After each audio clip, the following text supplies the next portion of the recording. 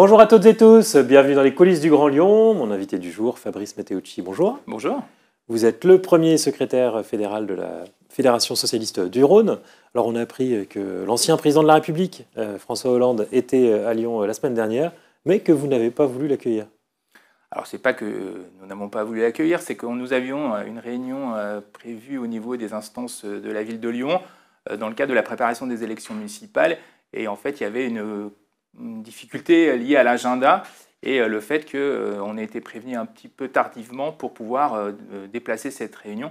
Ce qui fait qu'on n'a pas pu accueillir dans les dispositions et les modalités qu'on aurait voulu François Hollande. Il n'y a pas la possibilité de décaler une réunion pour accueillir un ancien président de la République, au moins lui serrer à la main, quoi. Bah, écoutez, les militants ont pu aussi lui serrer la main lors à la fois de son intervention dans une école de sciences politiques, mais également lors de la signature de son livre. Et puis je crois savoir que d'autres militants l'ont aussi rencontré autour d'un verre. Alors on imagine que c'était une réunion importante, du coup.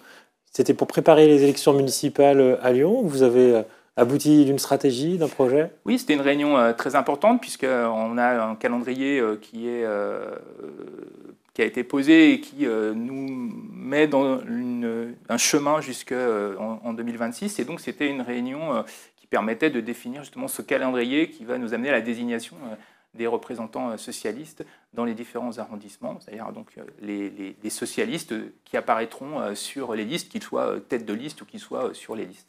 Donc c'est le choix des candidats. Vous commencez à parler un peu du projet que vous allez porter? Oui, alors c'est à la fois donc un calendrier, puis également un projet sur lequel nous avons déjà commencé à travailler, donc les militants lyonnais notamment, mais aussi dans l'ensemble des communes du département du Rhône, à la fois métropole et aussi Nouveau-Rhône, comme on dit, y compris Villefranche. Et donc dans le cadre de ce projet, il y a aussi la mise en place d'un calendrier pour arriver à la désignation de ceux qui pourront le porter. Donc on comprend que pour Fabrice Matteucci, le choix du candidat socialiste dans le 6e arrondissement est plus important que l'ancien président de la République socialiste. Alors, François Hollande a été président, j'aurais bien aimé pouvoir le recevoir, mais c'est vrai que c'était important que les militants puissent se réunir, et notre fédération, c'est une fédération qui est composée de militants, qui fait vivre le militantisme, et cette réunion était importante dans le cadre des échéances à venir. Je ne vais pas arrêter de parler de cette réunion, mais il y avait un climat autour de François Hollande. J'ai un tweet de Cédric Van Stevendel qui disait grosse fatigue après avoir vu François Hollande à la une d'un journal en disant le match Mélenchon-Hollande, ça appartient à l'histoire de nos congrès socialistes. La gauche et les écologistes ont maintenant une nouvelle page à écrire. Est-ce que c'est pas un peu ça le sous-texte de la non-réception de François Hollande la semaine dernière? Alors chacun, il peut y voir l'interprétation qu'il veut. En l'occurrence là, c'était vraiment un problème d'agenda.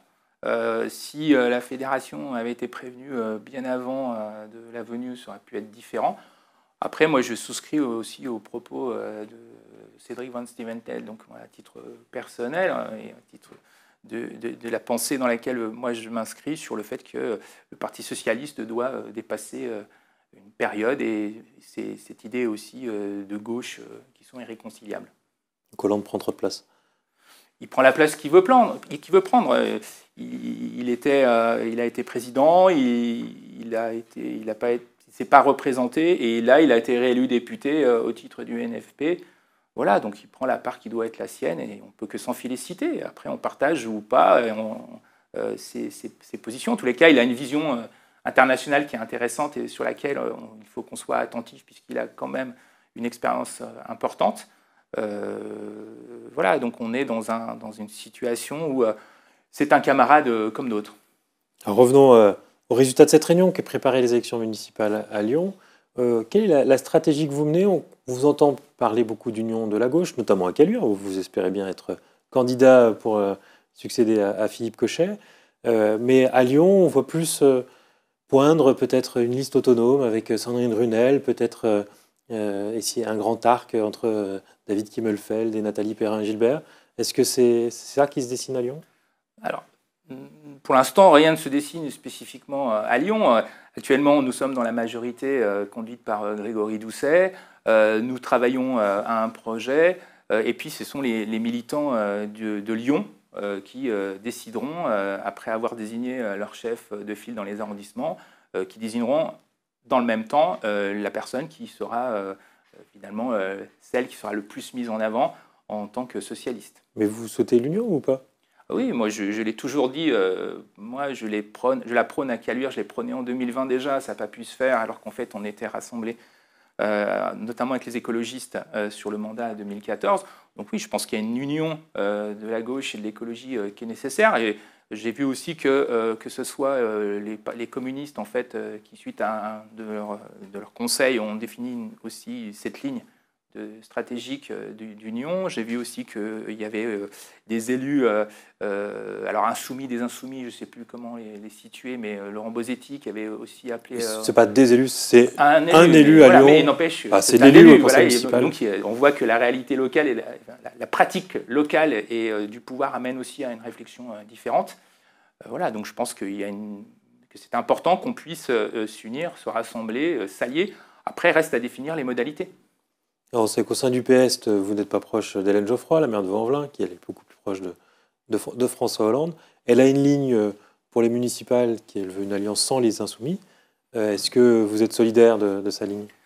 Alors, c'est une question déjà, je pense qu'il est important de dire que pour nous, socialistes et pour la Fédération du Rhône, l'idée c'est vraiment de soutenir les maires sortants. Nos maires socialistes sortants, c'est de les soutenir. Quant à la relation avec la France Insoumise et l'exemple de Vaux-en-Velin, je pense qu'il y aura des configurations qui seront sans doute différentes d'une commune à une autre, même si moi je suis partisan de l'alliance et de l'union de la gauche, elle ne peut pas nécessairement se faire à n'importe quel prix. Et je peux que regretter que des annonces aient été faites, notamment par la France Insoumise, d'aller conquérir des villes tenues par des maires de gauche écologistes, et notamment des maires socialistes. Voilà, je pense que nous avons... À Vaux-en-Velin, Hélène Geoffroy est très claire, elle ne veut pas d'eux dans sa majorité. Oui, mais après, il y a des configurations qui sont différentes. Pour l'instant, voilà, on en est là. Je ne sais pas ce que les Vaudais décideront, à la fois les militants socialistes.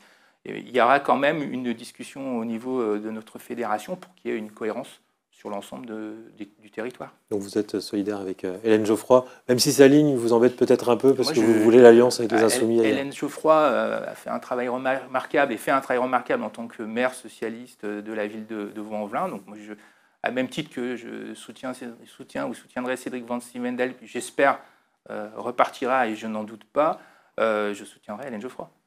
Un mot sur la situation de Caluire. On se souvient de la condamnation à 5 ans d'inéligibilité de Philippe Cochet pour l'emploi fictif de son épouse. Il a fait une question prioritaire de constitutionnalité. Il est toujours maire officiellement, mais il ne vient plus au conseil municipal. Oui, c'est ça. Il a fait donc, suite à la condamnation, il a fait un recours au départ sur la forme et puis sur le fond auprès du tribunal.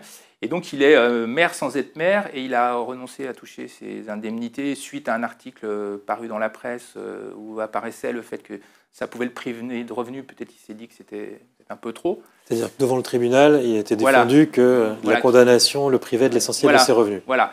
Peut-être que ça faisait un petit peu trop, donc là il n'est plus présent en fait au conseil municipal. Vous saluez le fait qu'il ne reçoive plus ses indemnités du coup. Pardon ? Vous saluez le fait qu'il ne reçoive plus ses indemnités. Oui, je pense que c'est. Je le salue dans le sens où voilà, c'est quand même si. Il n'était pas obligé de faire ça. On a le droit à un appel, oui. Il était pas obligé. D'autres ne l'ont pas fait et dans quelques villes assez proches. Voilà, mais bon, je pense que. Même s'il y a l'appel, la condamnation et le sens de la condamnation, elle est aussi dans la nécessité d'avoir une position un petit peu plus éthique. Alors son sort est en fait lié à celui d'un élu mahorais, mais aussi de Marine Le Pen, puisque la question prioritaire de constitutionnalité concerne le fait de savoir si une peine d'inéligibilité peut être appliquée dès la première instance. Oui, voilà, c'est cette question. Donc là, on va attendre le résultat. En tout cas, moi, je reste confiant sur l'aspect constitutionnel et le fait que les juges se soient prononcés dans le sens de la Constitution.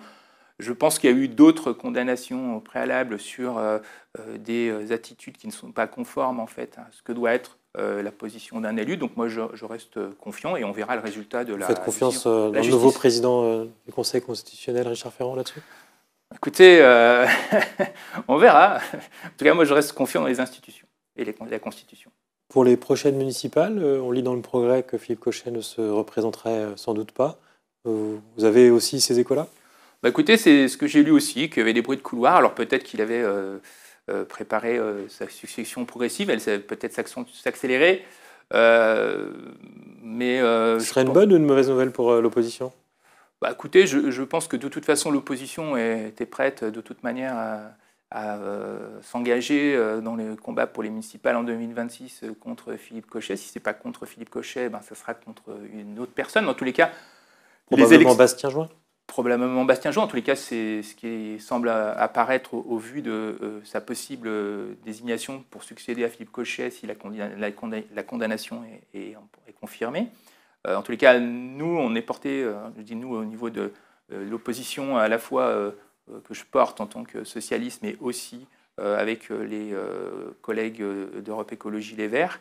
Voilà, on s'engage dans un projet pour l'avenir et une nécessité de réfléchir ensemble à un rassemblement, puisque c'est aussi ce que nous ont demandé l'ensemble des Caluards lors des élections législatives. Fabrice Matteucci, je vous remercie. Je vous remercie beaucoup. Et puis moi, je vous dis à demain pour une nouvelle émission des Coulisses du Grand Lyon.